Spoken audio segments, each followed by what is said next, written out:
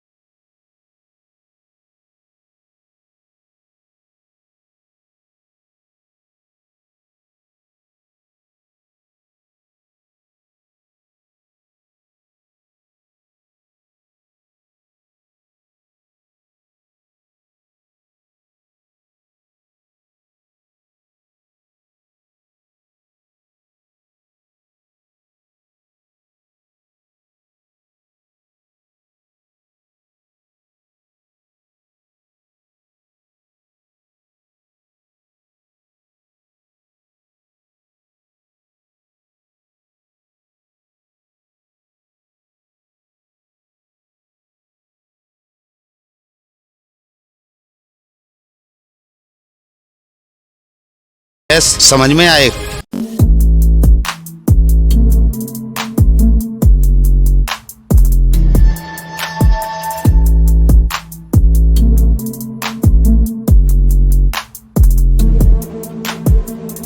आइए दोस्तों, कहानी शुरू कर।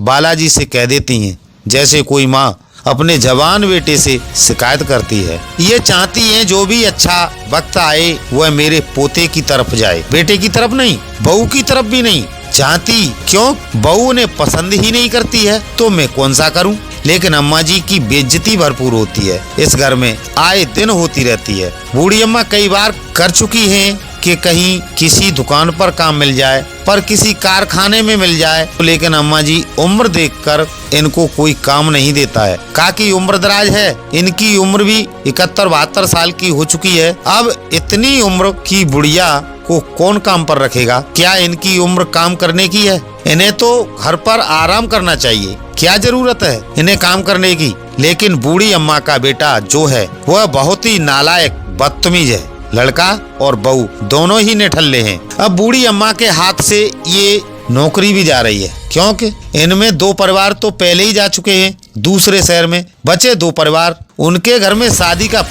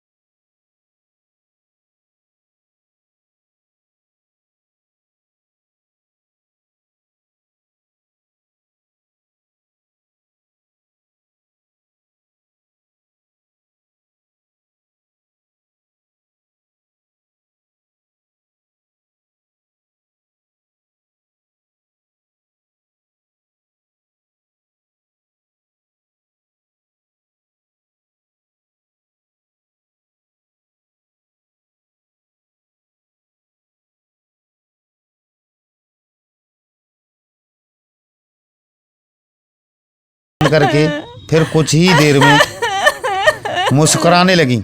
अपने पोते को सामने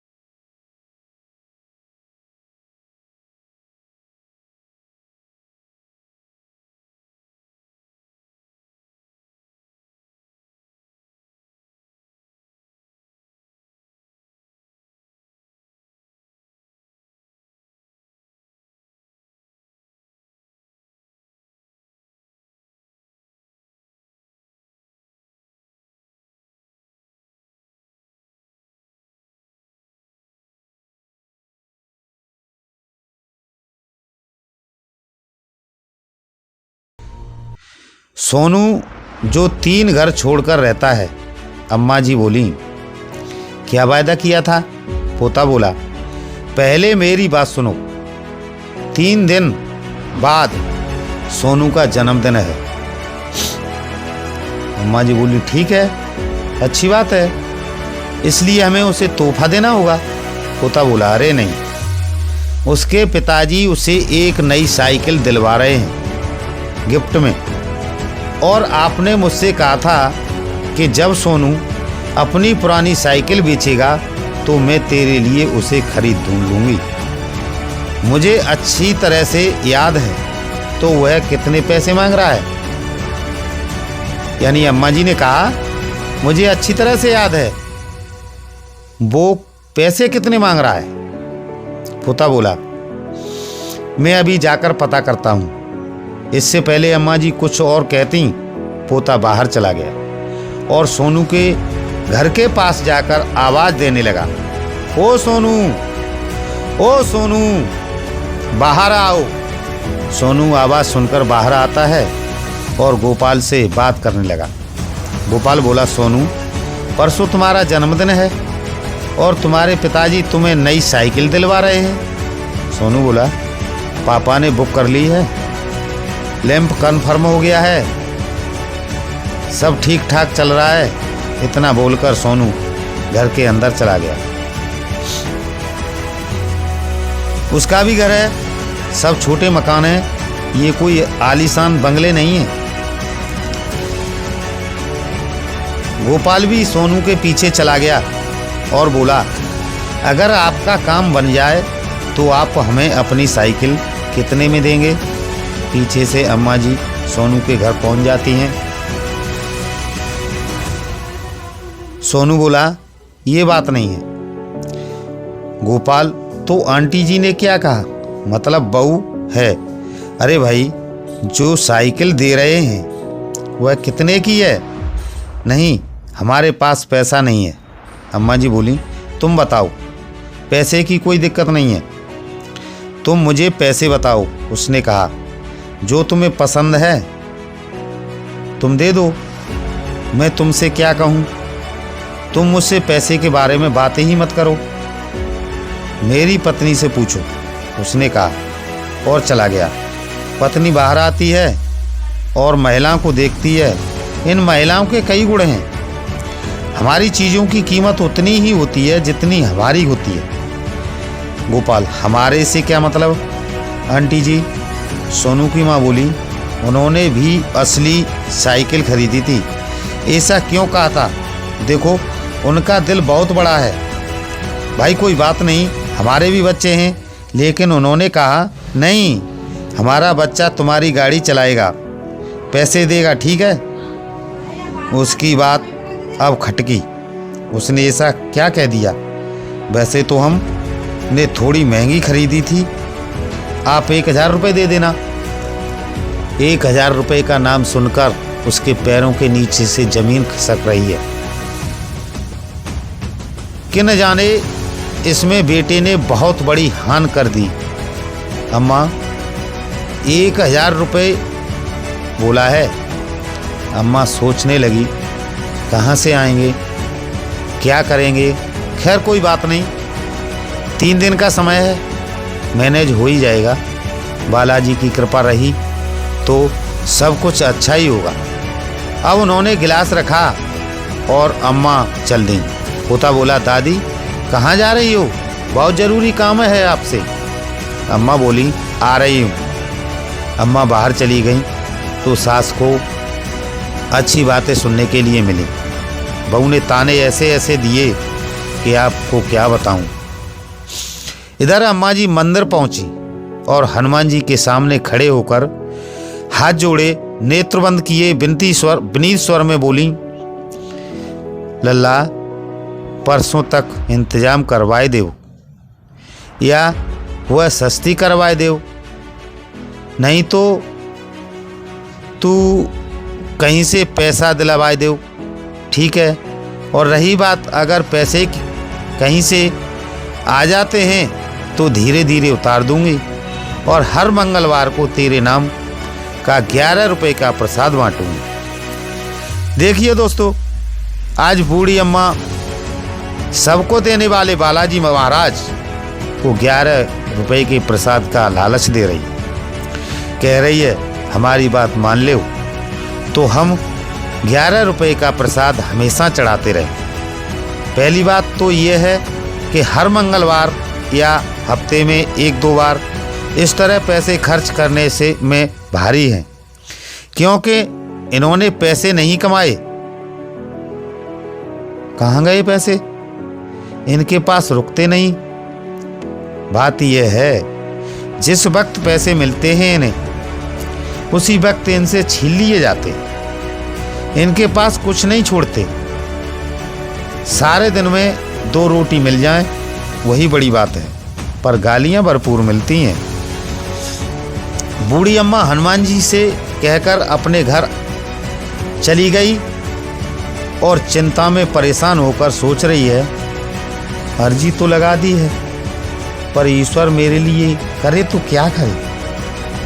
और सोचते सोचते वह आंख बंद कर ली। जैसे ही नेत्र बंद किए तो सामने हनुमान जी नजर आने लगे। और हनुमान जी अकेले नहीं, पूरी बारात, पूरा मंडल के साथ अम्मा जी देखती हैं। सोचने लगी, ये क्या हो रहा है? अम्मा जी को सपना पहली बार हुआ, पर कुछ समझ नहीं आया। इसी उधेड़-बुन में सारा दिन बीत गया। अब बचे 2 दिन। अगले दिन सुबह अम्मा जी खाली पेट कई लोगों के पास गईं, पर कोई फायदा नहीं। वहीं पर एक दुकान बंद थी और कुछ लोग वहां पर ढोल बजाकर प्रैक्टिस कर रहे थे। ये बंद दुकान बैंड वालों की थी। सब बाहर खड़े होकर प्रैक्टिस कर रहे थे। अम्मा जी उन्हीं से पूछने लगी और कहने लगी, बेटा मुझे भी कुछ काम मिल जाएगा, साफ सफाई कर दूंगी। तो उस दुकान का मालिक बोला, आपके लायक कोई काम नहीं है अम्मा, ये थोड़ी सी रियाज कर रहे हैं, मतलब प्रैक्टिस कर रहे हैं। आज रात को एक शादी में बजाने जाना है। अम्मा ने कहा, बेटा मैं कुछ साफ सफाई कर दूंगी। सेठ बोला, अम्मा हम वहाँ शादी में बैंड बजाएंगे, साफ सफाई का काम नहीं है। अम्मा बोली, बर्तन तो साफ होते हैं शादी में, वही कर दूंगी। सेठ ने कहा, अम्मा हमारा पूरा काम फिक्स होता है, जो लड़के आएंगे वही करेंगे, औरतों का कोई काम नहीं है। आप अपने घर जाओ। कहाँ आप परेशान सी घूम रही हो? अम्मा बेटा मुझे काम की ज़रूरत है। अम्मा जी सेठ से विनती करने लगी। सेठ ने अपनी जेब से 10 का नोट निकाला और दे दिया और कहने लगा, अपने लोगों से किधर जाना है, किस एरिया से बारात आएगी, मैं वहाँ जाकर देखता हूँ। फिर अम्मा से बोला, अम्मा अगर कोई काम होगा तो मैं आपको सूचित कर दूंगा, जब बारात चलेगी उसी समय देख लेंगे, आपके लायक कोई काम होगा तो। अम्मा जी अपने घर जाकर इंतज़ार करने लगी। शाम होने को आई। अम्मा को चैन नहीं। सोचा मैं खुद चलकर देखती हूँ, यदि चौका बर्तन का काम मिल जाएगा तो ठीक है, खाने के बर्तन साफ करने का मिल जाए तो भी कोई दिक्कत नहीं। 100-200 मिल ही जाएंगे कहीं ना कहीं से, जो मिले वही सही। बालक की फरमाइश तो पूरी होनी चाहिए। अम्मा वहाँ पहुँची तो लोग किसी का इंतज़ार कर रहे थे। अम्मा जी वहाँ जाकर चुपचाप खड़ी हो गईं। लोग हल्ला कर रहे हैं। अम्मा जी ने पूछा तो एक ने बताया बैंड वाले किसी का इंतज़ार कर रहे हैं। बैंड वाले आपस में बोल रहे थे, पता नहीं कहाँ रह गया और उसकी वजह से सब दिक्कत हो रही है। अम्मा ने पूछा हुआ क्या है? बैंड वाला बोला, अम्मा जी ये जो लाइट है ना, इसको सर पर रखकर चलते हैं रथ के साथ साथ। एक लड़का नहीं आया और हमारे पास एक्स्ट्रा यानी फालतू भी नहीं है जो इस लाइट को उठा ले। इन लोगों का एक सेट होता है, 10 इधर 10 उधर, एक कम है होगा तो अजीब सा लगेगा और मालिक 4 बात बोलेगा वो अलग। बुक करके गया है, हर एक चीज़ उसे मालूम होती है, तुरंत बोलेगा कि वो कैसे कम हो गई। बस एक लड़के की वजह से सब गड़बड़ हो रही है। एक लड़का मिल जाता तो इस लाइट को उठा लेता। यही जो गमले में लाइट लगी है। अम्मा जी बोली, मैं उठा लूँगी बेटा, कितने रुपए दोगे? सेठ बोला, तुम्हारे बस की बात नहीं है अम्मा, ये बहुत भारी होती है। पहली बात तो ये गमला वजनदार है, फिर किसी तरह गिर गया तो टूट जाएगा, भारी दिक्कत हो जाएगी, तुम रहने दो। अम्मा जी, सेठ बोला, उस लड़के को देखा है कहाँ रह गया कम वक़्त। चलिए दोस्तों, थोड़ी सी नज़र बारात की तरफ लेके चलते हैं। दूल्हे की तरफ के लोग सूट वूट में हैं, तैयार हैं। भाभी भैया, मौसी मौसा, मामी मामा बैंड वाले से कह रहे हैं, भैया चलो, एक कम हो जाएगा तो कोई बात नहीं, चल छोड़, नहीं आया तो। कुछ लोग सामान से छेड़छाड़ करने लगे। बैंड वाला विनती करता है, भैया रहने दो, मेरा नुकसान हो जाएगा, मैं बुलाता हूँ ना लड़के को, अभी थोड़ा रुको। इतने में बात बात में गर्मा गर्मी हो जाती है। अम्मा जी फिर बोली, मैं उठा लेती हूँ। अम्मा जी की बात सुनकर एक महिला बोली, ओ बुढ़िया तू मत उठाइयो, अच्छी खासी बारात जा रही है, पता चले कि तेरे पीछे शमशान घाट जा रहे हैं। और सब लोग हंसने लगे। ये पढ़े लिखे लोगों की बारात थी, इतने अच्छे परिवार से, गाड़ी, पैसा, सुंदर कपड़े, पर शब्द लगता है कि फुटपाथ पर रहने वाले लोगों से गए गुजरे हैं। सभ्यता नाम की चीज़ नहीं है इनके पास, इंसान को इंसान ही नहीं समझ रहे हैं। ये बात बैंड मास्टर को बहुत बुरी लगी। बूढ़ी अम्मा से बोला, अम्मा आप साइड में बैठ जाओ, मैं आपको पैसे दूंगा, पर आप उस तरफ बैठ जाओ। बूढ़ी अम्मा ने जब से कहते सुना तो लोगों ने अपने फ़ोन निकाल लिए वीडियो बनाने के चक्कर में, यानी अम्मा की वीडियो बनाएंगे। मतलब बुजुर्ग की बेइज्जती होती है तब कितना मज़ा आता है इनको, और ये खुद के बुजुर्ग साथ हों तब कितना मज़ा आएगा। यानी इनके खुद के बुजुर्ग की बेइज्जती हो तब इनको कितना मज़ा आएगा।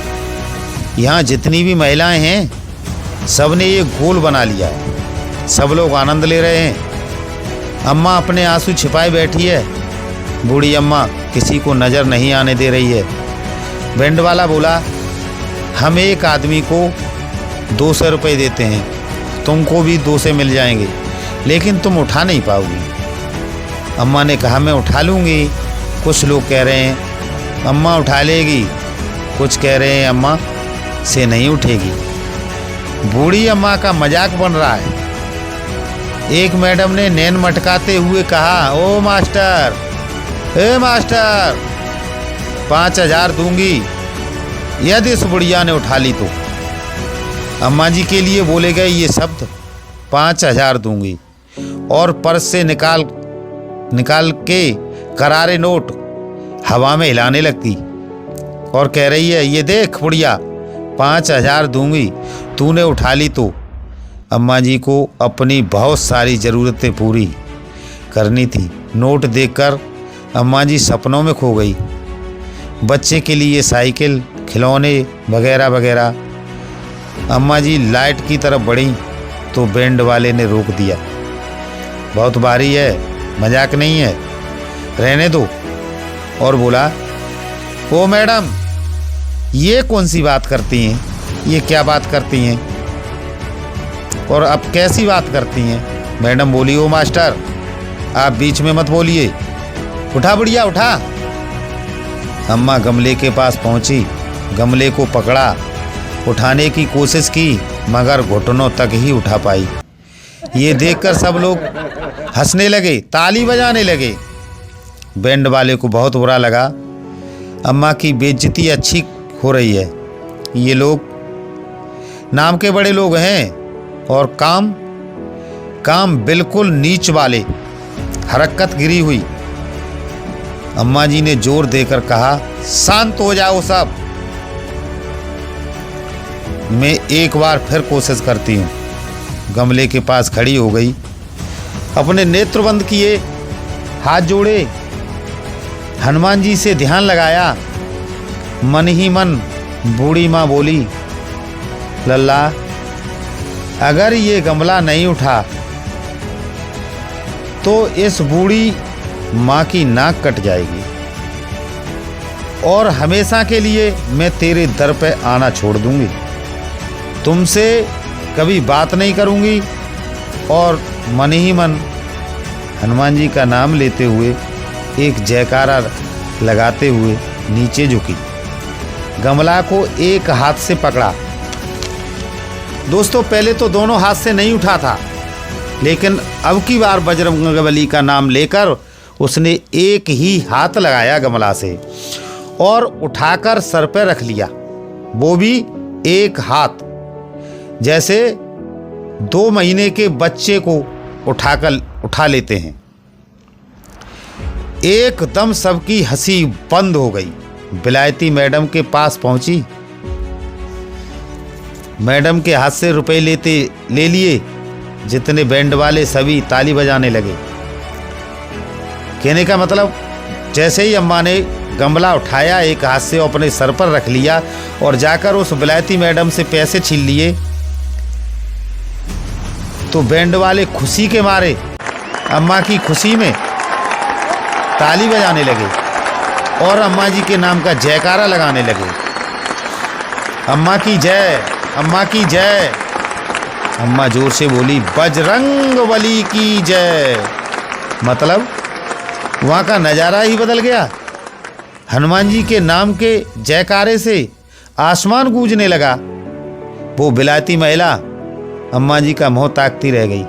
बारात चढ़ने का कार्य समाप्त हो गया। बैंड वाला अम्मा जी को 200 रुपये देता है। पैसा लेकर अम्मा जी अपने घर पहुंच जाती हैं। यहाँ अम्मा ने अपना दिमाग लगाया, 1100 रुपये अपनी बहू के हाथ में दे देती है और कहती है, बहू, ये गोपाल की साइकिल के लिए हैं, उसको साइकिल मंगा देना। 100 रुपये गोपाल को दे देती है और कुछ पैसों का राशन ले आई। बाकी के पैसे किसी को नहीं बताए। दोस्तों, अब खास बात ये हुई, इतने सालों में जो बहू माया अपनी सास की बेइज्जती करने में कोई कसर नहीं छोड़ती थी, वही बहू आज बूढ़ी अम्मा जी के पैर पकड़कर माफ़ी मांग रही है, रो रही है कि माँ, मैंने इतने सालों में आपको पहचान नहीं पाई, अपने गरूर में ही खोई रही, आपको बहुत दुख दिए हैं, जली कटी सुनाई, गालियां दी, अनेक प्रकार से ताने दिए, अनेक प्रकार से आपकी बेइज्जती की, पर आपने लौटकर कभी मुझे कोई एक शब्द नहीं बोला। हमेशा शांति ही रही, कभी मुझे डांटा भी नहीं और मैं अभागिन आप पर तंग ही कसती रही। माँ, मेरे कर्म माफ़ी के लायक तो नहीं है, अगर हो सके तो माफ़ कर देना। माँ जी, शांत माँ जी शांति जो बोली, बेटी उठ, क्यों रोई जा रही है पगली? वो वक्त और था और आज हमारा वक्त बदल गया है। सुबह का भूला इंसान शाम को घर वापस आ जाए तो उसे भूला नहीं कहते। अब चल, मैंने तुझे माफ कर दिया, अब चुप हो जा। अम्मा जी के व्यवहार को समझकर जो उसके मन में मैल था वो धुल चुका था। माया की माया नष्ट हो चुकी थी। अब वो माया नहीं रही, आज सिर्फ नाम की माया थी। इतने में सोमेश आ जाता है, जो अम्मा जी का बेटा, और घर का नज़ारा देखकर एकदम वहीं का वहीं खड़ा रह जाता है। आँख फाड़ फाड़ कर इधर उधर देखने लगता है। उसे सब कुछ बदला सा नजर आता है। इतने में माया की नज़र सोमेश पर पड़ती है तो सोमेश उसे देखते ही रह जाता है। उसका रूप बदला हुआ नजर आता है। माया सोमेश से बोली, सिर्फ एक बार बोलूँगी, एक ही बार कहूँगी, बार बार नहीं, कान खोलकर सुन लीजिए। सोमेश माया की बातें सुनकर सहम सा गया। माया बोली, मैं क्या बोल रही हूँ सुनाई दे रहा है कि नहीं? सोमेश धीरे से बोला, हाँ बोलो, सुन रहा हूँ। माया, आज से माताजी काम करने कहीं नहीं जाएगी। आप बाहर की तो छोड़ो, घर के अंदर भी कुछ नहीं करेगी। ये सिर्फ आराम और इसके अलावा और कुछ नहीं। पैसा कमाने के लिए आप जाएंगे। जिस दिन नहीं गए उस दिन घर से बाहर खाना नहीं मिलेगा। घर का काम मैं करूँगी, माँ की सेवा भी करूँगी। समझे या नहीं कि फिर समझाऊँ? माताजी अब बैठकर खाना खाएगी। पहले जो सास बहू थी, जिनमें एक सेकंड के लिए नहीं देख सकती थी, वही आज माँ बेटी बन चुकी हैं। और सोमेश मेहनत मजदूरी करता, कमाकर पैसे अपनी माँ के हाथ में देता है। माया को जितने पैसे की ज़रूरत पड़ती है अपनी सासू माँ से मांगती है और बताती है कि ये राशन के लिए चाहिए, या और किसी काम को बताकर ही पैसे मांगती है। सोमेश घर की सारी ज़रूरत पूरी करता है। बहू अम्मा जी की सेवा करती है, क्योंकि हनुमान जी की कृपा से गरीबी दूर हो गई। सब चैन से रहने लगे। हनुमान जी की कृपा से बूढ़ी अम्मा एक भारी गमला उठा लिया, क्योंकि अम्मा जी को अपने हनुमान जी पर पूर्ण विश्वास था, भरोसा था। हनुमान जी पर भरोसा मैं भी करता हूँ दोस्तों, और पूर्ण रूप से करता हूँ, दिल से करता हूँ, आत्माओं से करता हूँ। आप सब भी करिए दोस्तों। भगवान का या हनुमान जी का एक रूप विश्वास भी है। विश्वास ही भगवान है दोस्तों। ये थी एक बूढ़ी अम्मा की कहानी। आप सबको कहानी कैसी लगी? आशा करता हूँ जरूर अच्छी लगी होगी। यह दिल से और मन से सुनोगे तो। और कहानी अच्छी लगी तो मेरे प्रिय दोस्तों लाइक शेयर कीजिए, कमेंट कीजिए और लिखिए वीर बालाजी महाराज, अपना नाम, जगह भी लिखिए, आप कहाँ से हैं। कहानी के बारे में लोगों के पॉजिटिव नेगेटिव कमेंट तो आते हैं। DA just make unkind of difference, बस डिफरेंस कहा जाता है जब आप ईश्वर पर भरोसा करते हैं। कहने का मतलब डिफरेंस कहाँ आता है? तो डिफरेंस जब ही हमको मालूम पड़ेगा जब हम ईश्वर पर भरोसा करते रहेंगे कि चमत्कार होंगे और 100% होंगे, हर हालत में होंगे। यदि हमें ईश्वर पर भरोसा है तो चमत्कार होंगे और हमें महसूस भी होंगे, हमें मालूम भी पड़ेंगे कि हमारे साथ कौन सा चमत्कार हुआ, यदि हम पूर्ण रूप से भरोसा करते हैं तो। Thank you so much for watching. मेरा नाम विजय बहादुर सिंह राघव है। अगली वीडियो में आप सभी से मुलाकात अवश्य होगी।